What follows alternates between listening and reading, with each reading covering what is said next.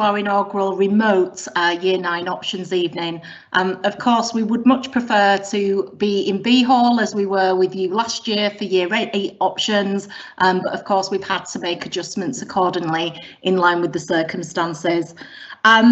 What we do hope, though, is that tonight we'll continue to provide you with some important information, advice and guidance which will support students in making these really important choices as part of their next steps. Tonight, both myself and Miss Claughton, Deputy Head Teacher, will be presenting, but there's a whole host of people in the background supporting, including our colleagues monitoring the live chat, which is available as part of this live event. As you can see from the screen, just a few things that I'd like to draw your attention to. First of all, as I've already said, there is a chat bar function that accompanies this event, and we'll try our best to answer the questions as we're going through the presentation. But in addition to that, we've also got an address box, Year 9 options at ilkleygs.co.uk. You can see that on your screen there, and please send any questions through to that address box as well, where again we've got a team monitoring the inbox. That does include, please, any subject specific questions, because again the team will forward those on to a subject specialist who are waiting in the background in their homes, ready to answer subject specific questions. If there are any questions regarding a child that has special educational needs, again we have some colleagues from Inclusive Learning, and the email address is on the screen there, inclusivelearning@ilkleygs.co.uk. There's also, of course, a whole wealth of materials available on Shobi, and the Shobi code for Year 9 is on the screen, 3WAR7. That's also been sent to students and confirmed with them today. They will need to join up to that Shobi code for you to see the contents as parents, so just be aware of that. Clearly, with any of these remote events, there can be some unpredictability with the technology. We do hope that won't happen, but should we lose connection, please bear with us and we will try and get things up and running as quickly as we can. If not, and that fails, we have made this presentation fully available in the Shobi folder, so you'll be able to access it then. Okay, so what I'm going to do is talk through some of the structures, and then Miss Claughton will talk through in more detail about the GCSE pathways and the options available to students. Okay, so despite the disruption that has clearly occurred over the last 12 months, students are in a really advantageous position at Ilkley, because of course they have experienced an options process, and last year, for the first time in their school lives, they were able to personalise parts of their curriculum in line with their aspirations, their interests and their abilities. And of course, like I said to you last year, we introduced the Year 8 to 9 curriculum for a number of reasons. Firstly, to develop knowledge, skills and understanding in subjects which would support progression to GCSE. Secondly, to give students an experience in subjects which in many schools are only available at Key Stage 4. So subjects like business and philosophy, for example. And of course, as I said to students last year, one of the kind of benefits of Year 9 is that students may have found that they absolutely are passionate about a subject and know that it's definitely a choice they want to continue with at Key Stage 4.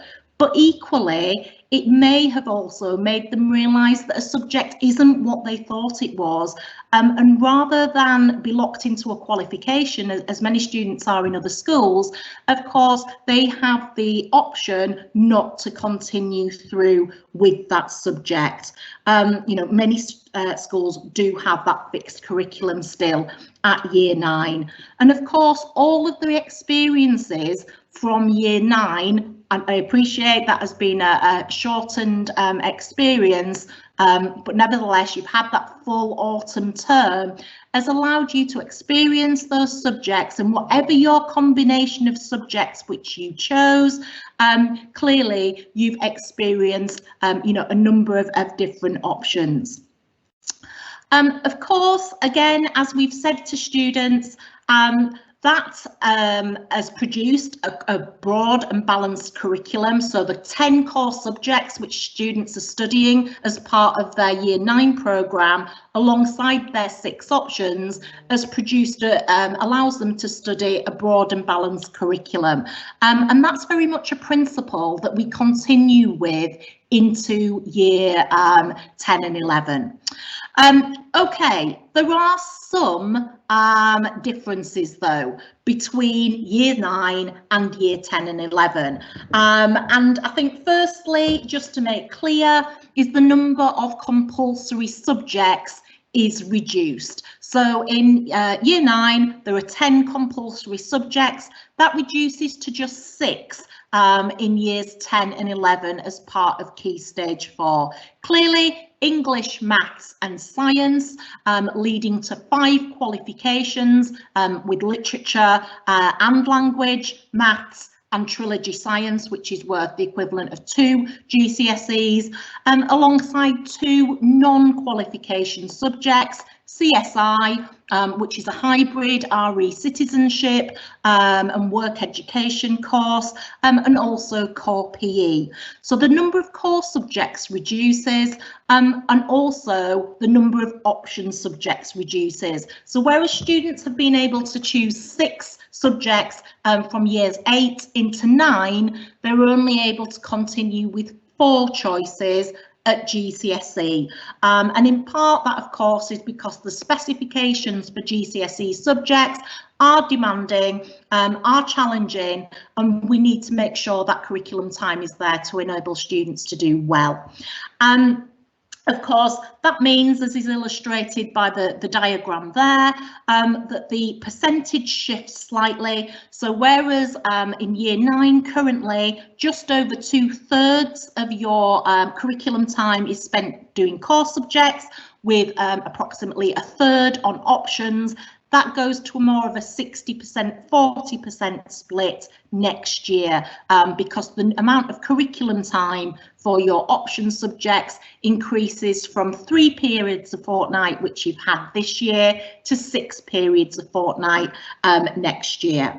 I guess the other key difference, of course, as we've said to students, and I suppose in many ways this is the biggest difference between the year 8 to 9 option process and the year 9 to GCSE one, is of course that the choices that students are making this year lead to GCSE qualifications. And in 2 years' time, in August in 2023, the subjects that students choose, you know, will be on their certificates with a grade being awarded.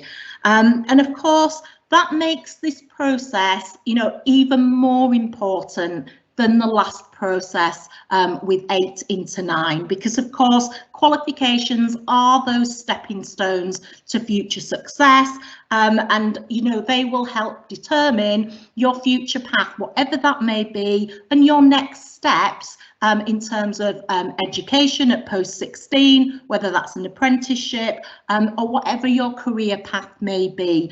So making informed, sensible choices is really key over this period of time.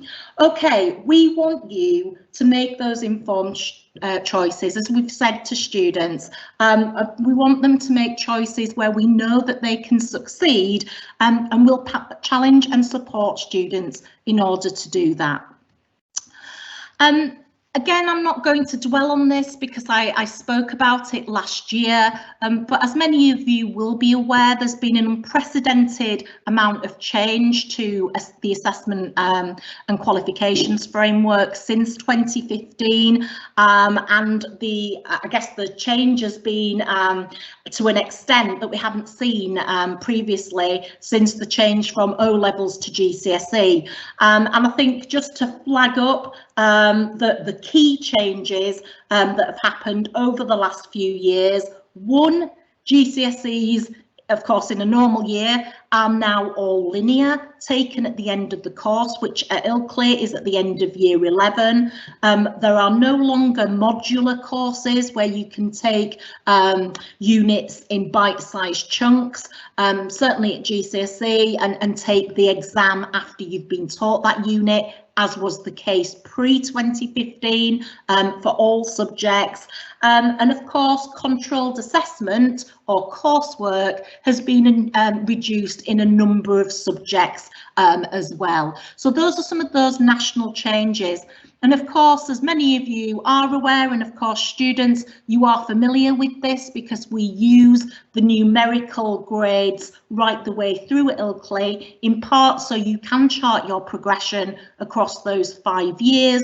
But one of the other key changes, of course, is that we moved from grading by letters, A star to G, to grading by numbers, grades 1 to 9. And I think I shared this diagram with you last year, but I think it's important to just illustrate that the demands and the expectations that have come with those new GCSE qualifications, or those reformed GCSE qualifications, have shifted. So whereas a good pass used to be a grade C, which is defined as a grade 4, we've now got that strong pass, which is judged to be a grade 5, which, as you can see from the diagram, just sits between the old B and a C, so a B stroke C. Similarly, at the top end, whereas the highest grade used to be an A star, of course it is now a grade 9, and the grade 9 was introduced for exceptional performance, and that is more challenging, more demanding than the standard required for the previous highest grade at A star. Just to show you, we do, and Miss Claughton will talk through, we do offer a number of BTEC or equivalent qualifications at Ilkley, a growing number over the last few years, and of course what I've just put there is their equivalent grading. We don't offer anything at Ilkley that isn't considered to be robust and equivalent to GCSE, but if a student, for example, does take a BTEC in health and social care and goes on to get a distinction, that is equivalent to a grade 7. And you can see the other examples there. We don't tend to enter students for level 1. All of our BTEC courses are level 2. We would only enter a student for level 1 towards the end of year 11 if we felt they were really struggling to achieve that level 2 standard. Of course, again, and it's going back a while now, that's in part why we made changes to our school day, because the fact that GCSEs were becoming more demanding, they were made bigger in content. For example, maths moved from 2 exams to 3 exams because the amount of coursework was being reduced. We decided to make changes to our school day, back in 2015 now. What that allowed us to do was to increase the amount of curriculum time in year 9, but also crucially for you in years 10 and 11 as well. So as you can see there, the amount of curriculum time given to English and maths increased in year 10 and also in each of the option blocks as well. That was the same in year 11 with more time given to English and maths and also to the option subjects. You may be asking why didn't science benefit, but again, when we benchmark the amount of curriculum time that science had compared to other schools and other subjects, science already had a high amount of curriculum time, but as you can see, there were clearly benefits to that. So what I'll just briefly talk about then is that core curriculum at Key Stage 4. All students at Ilkley will study a core curriculum that, as I've already said, makes up about 60% of students' timetables. And as a result of that, they will achieve 5 GCSE qualifications in English language, literature, maths, and combined or trilogy science. Now, students may choose separate science, and Miss Claughton will talk about that later on in the presentation. The other 2 subjects are not accredited. They, have merits beyond just a certificate, and they're important that they're part of our curriculum. But those are the qualifications that all students will have at the end of year 11, and they, in their entirety, those subjects take up 13 exams at the end of year 11. But of course, this evening isn't about the core, because students don't have a choice over the core curriculum. It really is about what pathway students should follow. And of course, which pathway is a personal question. It's subjective, because we want all students to achieve their personal best, whatever that may be. Now, for some students, clearly that will be academic achievement at the highest grades across a suite of probably more traditional academic subjects. For others, it may be a combination of traditional GCSEs and more applied, practical, creative subjects as well. Neither of those options are better than the other. What is important is that it's absolutely right for the individual young person. And again, what Miss Claughton will illustrate are the kind of considerations that students and parents need to take into consideration when they're deciding the option choices. As I say, choosing options is very personal. It's about students' academic ability, about their learning styles, particularly in terms of exam conditions or more controlled assessment and coursework. It really can't be based on friendships, in part because even if you choose something, that your friend studies, there's many different option classes. So in, for example, geography, there's 6 classes, business, there's 6 classes. So you can't even be guaranteed being with your friend, even if you were to choose it. And of course, it's about students' individual futures. We'll help you make those informed choices. This is what tonight's evening is about, and the support that's backed up and provided. I'm just going to talk to you about the first pathway then, and then I'm going to hand over to Miss Claughton, who will talk you through some of the other options. So the first pathway is the full English Baccalaureate pathway.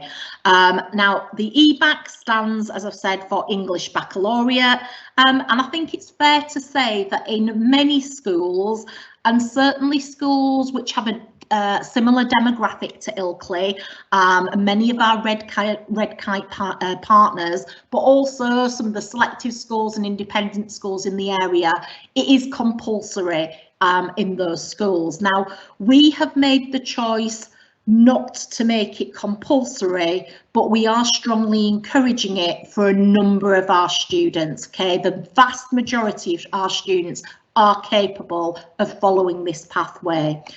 What that involves then is choosing history or geography, also the language, and clearly it needs to be the language that is being studied since year 7, unless students have chosen a double language in Year 9 and feel confident that that second language is up to the same level as their first language, in which case they have a choice. So it's history or geography, a language, and then that leaves 2 free options, which can be any subject which a young person chooses.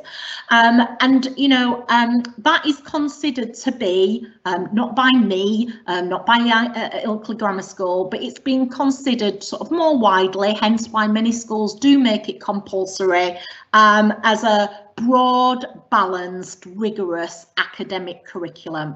And you know, it's important that anyone that has the ability to achieve at grades 5 and above in those subjects, alongside, and I'll just show you on this next slide, alongside English, maths and 2 sciences, should seriously consider the English Baccalaureate route. Now, I want to be absolutely clear, because I don't want to in any way mislead anyone. It's not a separate qualification. You don't get a certificate. They did talk at one stage, the government, about certificating the English Baccalaureate, but they haven't yet done that. But it's certainly the government's ambition for this year group that 75% of the country will be taking those suite of options that make up the English Baccalaureate, for the reasons that I have you know, already said. And in a couple of years' time, by 2024, they want 90% of the country to be taking that suite of subjects. You know, if you are considering university, it certainly isn't a case that you can't go to university without studying this suite of options. But if you're considering kind of competitive, more academic routes, you should seriously consider the English Baccalaureate, because, like I say, the subjects in there are designed to show that kind of rigorous, broad, balanced academic education. If you're in sets 1A and 1B for languages, you are certainly capable of doing it. And I think sometimes I guess if you like, the sticking point for students is the language. They find it difficult, and there's no doubt at all languages are some of the most challenging GCSEs. But that's why they are respected. You know, increasingly employers are valuing language skills in a global market. You know, and again, increasingly there are graduate schemes now asking for a language at GCSE level. So as it can be seen there, it is a combination which is appropriate for definitely not all, but definitely the majority of students at IGS, and should be really considered. Just before I pass on to Miss Claughton then for the next slide, I've just taken a few extracts there to say, you know, why is the English Baccalaureate important? I'm not going to go through all those with you, but you can see there are examples from the Department for Education. It's referenced to a core set of academic subjects. The references there from the Education Select Committee. And I think, you know, again, in many high-performing countries, high-performing educationally, so South Korea and, you know, the Netherlands and Japan and places like that, they do have a much wider academic core that students have to study until they're 16, and that's as well part of the reasoning behind the English Baccalaureate. These subjects as well, so all of the ones listed, with the exception actually of computer science, and I don't know why that is, are considered facilitating subjects at A level. So again, defined as rigorous, robust academic qualifications. And there's been, you know, studies by UCL, Institute of Education, etc., that shows if you studied the EBAC, you do tend to have sort of greater opportunities in further education. But I'm certainly not saying you can't go on to university or a good university if you haven't studied the EBAC. And what Miss Claughton will now do then is go through some of the other details now about the other options that are available.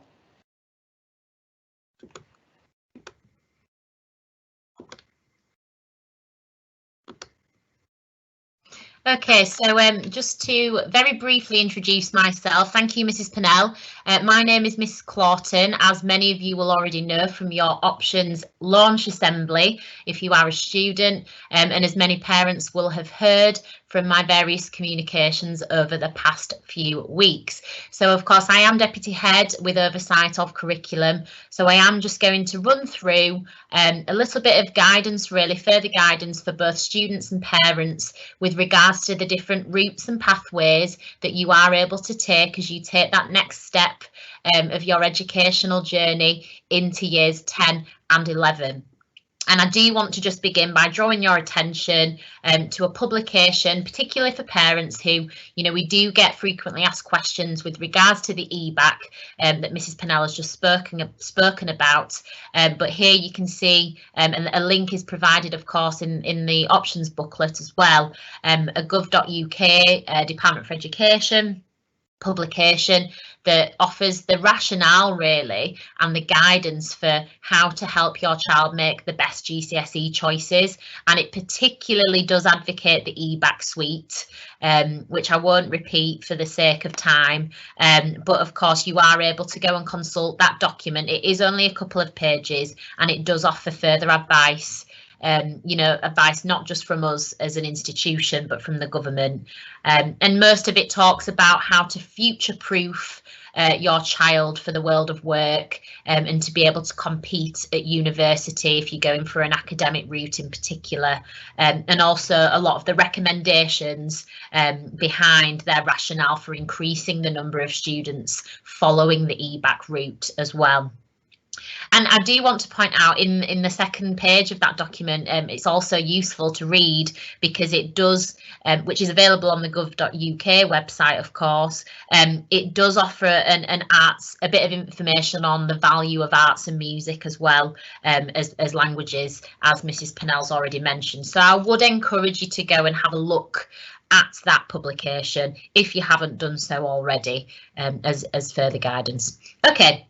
So as Mrs. Purnell alluded to, I'm going to take you through now the other potential pathways that students are able to follow, as you will have already seen in the booklet.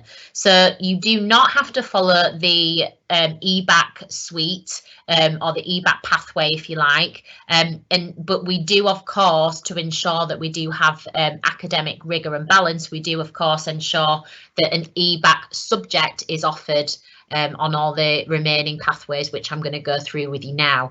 So if you're not wanting, say, for example, to take up the full EBAC pathway because you don't want to pursue a language, for example, into year 10, then of course you can choose one EBAC subject from the range of subjects listed there, which again, you can personalise to your preferences, and then your further 3 option choices would be taken from the full range of options, including any of the EBACs as well, that you haven't already selected, but of course from the other further choices that from our huge array of subjects we have on offer at Key Stage 4. So I did want to draw your attention, we're calling it, for the sake of ease, the traditional GCSE pathway, but of course, you know, if you are in those kind of higher ends of achievement for languages in particular, then we would suggest you follow the EBAC in order to compete. We don't, of course, just offer that academic route. We do have other pathways available which offer a huge range of beneficial, both academic, kind of hybrid really, of academic and more technical qualifications, as you will have seen in the booklet. So you can, of course, follow the pathway here, which we're calling pathway 3, the technical pathway, which, if this is your preferred route, you would take again to ensure we still have that balance, an EBAC option subject from the range listed there, and then you would have 2 guided options from the technical or BTEC courses. Now, because we've expanded our BTEC suite of subjects on offer in-house, so on offer at Ilkley Grammar School, because we do so well with these courses, then we've grown the pool of subjects that are available.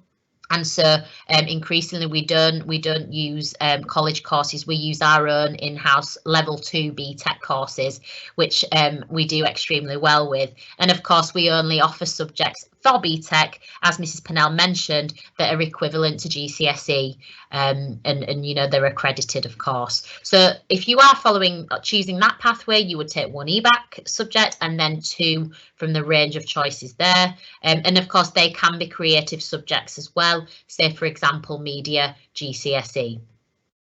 And then of course you have a final open option, which is completely free choice, and that option can be both from the EBAC suite or from the BTEC suite, you know, the technical qualifications or any of the other courses we have on offer. So again, there are further ways to create a broad and balanced curriculum. If you are a student that's considering EBAC, then of course your option choices would look like this. You would have one of the EBAC choice on option 1. If you're not thinking of following the EBAC, then you of course will still be required to take an EBAC option. And then option 2 and 3, as you can see there, and option 4, you choose from a range of subjects. So I just wanted to sort of visually block it out on the screen for parents and students there to explain which bits we advise and we ask that students take, and then where your free options are what they could look like. So I do think it is important at this point to mention that while students are making that leap into choosing their GCSE options, it is important to consider the balance of assessment mode as well. So what I mean by that is, and I'll come on to this later in the presentation, it's incredibly important to consider how you will be assessed, whether through you know, terminal exams as they're often called, or end of course exams, to euphemize that slightly. You know, that's an important consideration to take, because of course you do have a heavy amount of exams in the core subjects, which I'll come on to. Whereas, of course, if you are taking perhaps a more creative or technical qualification, then you are able to have banked elements through coursework style pieces or portfolio work that is submitted throughout the course of study. So that again is something to consider, and that is again the added benefit of some of the BTEC and more technical or creative qualifications we have. So why do we think it's an important option to have an EBAC subject choice for almost all students? Well, I mean, whether you're following the EBAC or not, to take an EBAC subject is important, because some A-levels are required for entry to degree courses more often than others, and these subjects are known, as Mrs. Purnell mentioned, as facilitating subjects, and you know, they do stand you in good stead due to their academic nature. With the exception of computer science, they do stand you in good stead for future study at university. So again, it is important to consider your ultimate route as you progress through college or post-16 as well. So the EBAC suite of subjects is listed there, and that's the range that almost every student would choose from, and then if you have the ability to do so, you would then take the full EBAC suite. Okay, so I think, of course, we've already mentioned this, so I won't spend too much time, but do think about keeping your options open for post-16, because those subjects, those recognised facilitating subjects, are highly valued. Right, so there is of course a further pathway that we do offer for a small number of students who would benefit from having more of a supported study option. Again, if you will have most likely already spoken to Mr. Keane or a member of the Inclusive Learning Department, perhaps. If you are thinking of pursuing supported study as an option, but it is not a formal qualification, it's not an examined course, it doesn't lead to a qualification, but this is a route that's designed for students who would like to develop their core skills in numeracy and literacy in particular, but also, you know, it includes more sort of life and learning skills as well, metacognition skills going forward, help with how to learn, support with coursework or controlled assessment units and homework, etc. So that's important, you know, if you are one of the students who's been guided for that, and you would most likely therefore, you know, not take an EBAC subject, unlike the majority of students for their option 1. And then, of course, for your further options, you can then take from a range of the BTEC and technical qualifications. Unless so, we refrain from offering college courses just because we do so well with our own and we've grown our offer. But of course, we've got an increasing offer of creative subjects as well. So this is what it would look like if you are one of the students that's being guided for this route, and then there is an open choice from a range of subjects on the bottom there, and that can be from any range of subject that you would achieve well in and you would enjoy.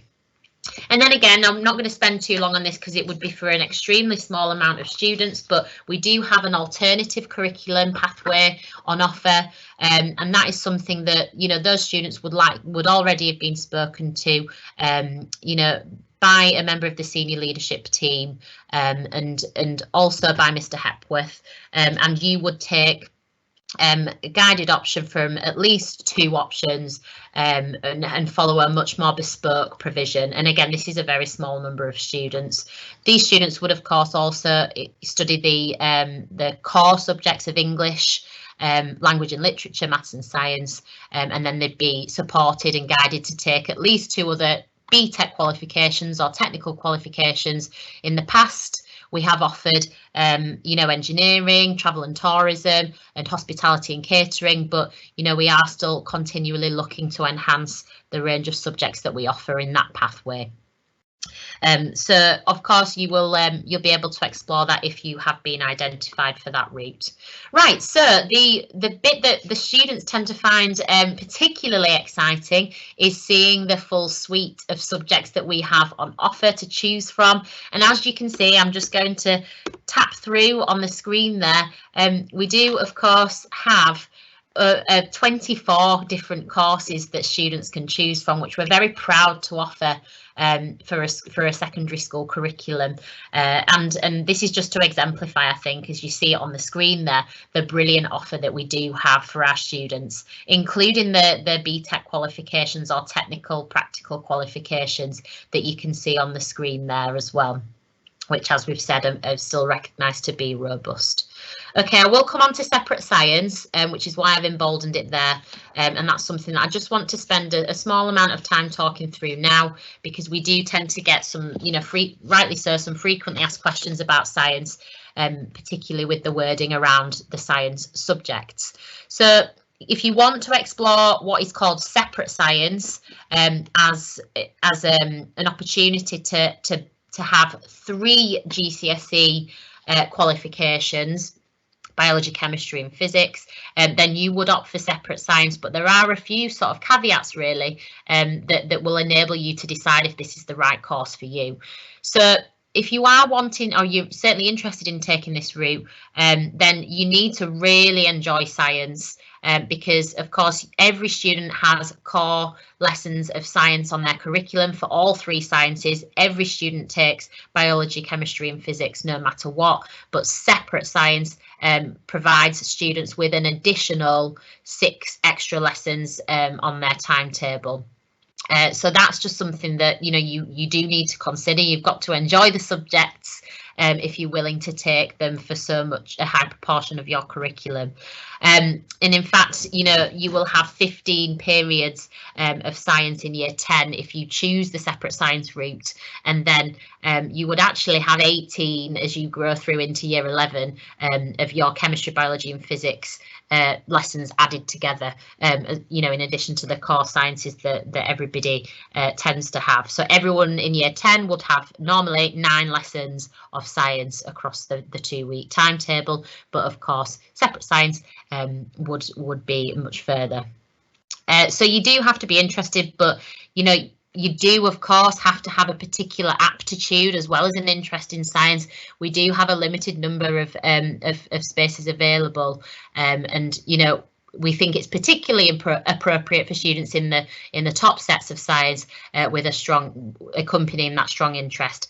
I do want to point out, because this has been a question that has come up over the years as well, you absolutely can progress to A-level science without having studied separate science. You know, so if you are thinking of taking combined science because you don't want to take up an extra option with your separate science, then, you know, that's absolutely fine. And you will be able to progress, let's say, you know, into A-level study and therefore into a career in science if you so wish, or further study at university. So that's just something I wanted to point out. So yeah, just to summarise then, you have to have the interest, you have to have the aptitude, and you have to have a clear rationale for wanting to follow this route. You know, particularly if you are exploring a career in medicine, for example, microbiology, you know, all sorts of quite academic future study options in university, then this may be the option for you. Just to point out with the separate science, just the final point that I will make is, of course, it does help to take separate science if you are thinking of taking any of the sciences at A-level, because you will have a greater depth of understanding, but it's certainly possible if you just want to follow the combined route. Okay, so we're just coming to a few more finer details really on the options process, and of course I'm not going to spend too long on this because Year 9 have already had a tutor session from a member of the leadership team remotely talking you through the option process online, and how to activate their login from the school email that has been sent to students by Mr. Holder, our data manager.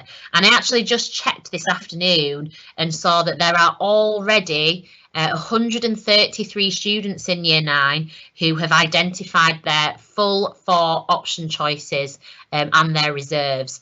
Do remember to submit a reserve as well, so that you are able to submit the form fully, and because of course we have a rank order on the options online form, which is just by order of how you click the subjects, and you can unclick if you want to change your order and start again, that's fine, and then you are able to, as it'll come up in purple, offer a reserve choice too. So yeah, it's great to see so many students feeling confident to take their or to certainly decide their 4 option choices already, 133, which is great. Mr. Holder has sent a reminder email out because there are unfortunately some students who still need a little nudge to register for that. But the only other important point to mention is, of course, you've only got until the 10th of March to submit those. And I'm really pleased that some of our students will have been waiting for this evening to make their choices, and, you know, consulting the Shobi materials online in order to make those informed decisions. So what could it look like then? So I've just mocked up a few examples of what your GCSE suite of options could look like if you, or certainly what our staff might choose if they could turn the wheel of time back to being in progressing into Year 10. As you can see there, we've got a range of different teachers or members of senior leadership team, and the ones marked with an asterisk have said that if they could do it again, then they would take the EBAC. As you can see there, not all teachers have said, or leaders have said that they would do that. And so, you know, we appreciate everybody has their own personal preference. Certainly for me, as you can see there, you know, I've decided to follow the EBAC pathway because of my interest in the humanities and languages, and I would have already taken 2 languages from my Year 9 course. I would have done the 1-year fast track language, and oh sorry, that was Mrs. Purnell that would have done that, and taken therefore 2 languages through. So yeah, I think it's just important to see what it could look like, so that you're able to understand what balance of subjects really that can be taken. Okay, there are a few which students are already aware of from their options assembly. There are a few forbidden combinations, and that's just for very obvious reasons that I'll go through very quickly. So you can't take the following combinations of options, and this is just because of the nature of the way that the courses are designed. So all of the DT options there, you cannot take together, and that's because they are actually the same qualification. We just specialise them in different ways, you know, to offer that opportunity to have a specialist technology qualification. So that's why you can't take two technology courses from that range that is listed there. You can, of course, take two technologies from a DT specialism plus, say, food, for example. And then, as you can see there, you can't take GCSE drama and BTEC performing arts, no matter how much you love theatre and performance, and that's because the courses are just too similar in every way. And so if you're still choosing which one of those to pursue, if you are interested in that, do of course speak to your drama teacher, or speak to Mrs. Van Ratten, the head of drama, and they will be able to offer you further guidance. And of course the subject profiles are listed in the Shobi area.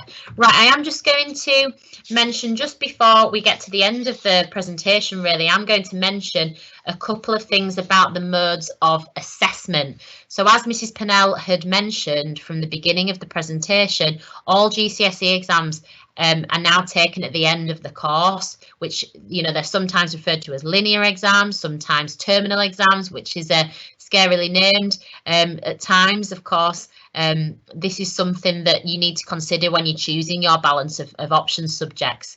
So what I've tried to do there is show you that actually all students have 13 exams as part of their core subjects that they have to take. And so if you take EBAC on top of that, you would have over 20 exams you know, to take at the end of year 11. And, you know, we don't have early entries anymore for certain things, and that's why you could start to consider which subjects are going to be exam heavy, and then which have those controlled assessment units, such as the creative or the portfolio subjects like art, for example, and you know, the BTEC or technical qualifications. And I just think it's important to say it's all about how you perform best as a student, how you feel about that controlled assessment load, because there are challenges with choosing subjects where you bank some of the content and the examination. Success stories are certainly there for our school, but I do think it's important for you to take this on in your personal preference. So just to provide a little bit further information, this chart here just indicates for you the number of exams in the core and EBAC subjects at the end of year 11 that are required to be taken. So as you can see there are 4 subjects. There are 4 exams in a language exam. There are 6 separate exams in science, and then you've got your 2 for literature, as you can see there, and some of the other subjects are of course listed. So even within the subjects that you choose, all subjects tend to have multiple examinations, which you can see there. Okay, so as I mentioned before, some subjects do have banked elements that make you perhaps gain a bit of confidence throughout your Key Stage 4 courses, and you can, you know, not leave everything to rest on the final qualification, for example. So we just mean, as you can see on the right there, these are the subjects with the percentages indicated there that have the opportunity for students to be assessed in ways that are not just reliant on the end of course examinations. The ones on the left, of course, are the subjects that do. And so do consider the balance of those subjects as you move through your option choices. And then I just wanted to really quickly exemplify really how it could look for different students depending on their personal preference. So as you can see there with student A, they've gone for you know, the EBAC route, and all of their options are terminally assessed with no controlled assessment opportunities, and you know, they've got 25 exams to take at the end of year 11, which is something to consider if that's something that wouldn't be for you. Student B there, they've got 3 terminally assessed exams, and with no controlled assessment on offer in those subjects, and then 1 subject that's based on 60% of controlled assessment, and that's your portfolio subject of art there. And then finally, student C there is 1 subject is terminally assessed, with no controlled assessment, and then the other 3 are based on between 40 and 60% assessment. So this student's considered, and they've ended up having, just with the core subjects included, just the 19 exams in total, with that one option subject with one terminal exam. Okay, so this is, I'm not going to go through this in any required detail because I have done with students already in the options assembly, but we do give general advice, which is also in your booklet, that students don't make choices based on the fact they like their current teacher. You're not guaranteed to get the same teacher next year, and of course friends as well should not be a factor, but it is very difficult to make changes once you've submitted, after you've gone through the process and you've gone through the thinking, and certainly in September it's virtually impossible to make any changes to your curriculum. So do give it a lot of thought before, of course, the 10th, the deadline, and do make those decisions based on informed insight. We've just got a quick snapshot. I'm not going to go into too much detail, but a quick snapshot of some of the historical performance and achievement that we've had as a school in the options subjects.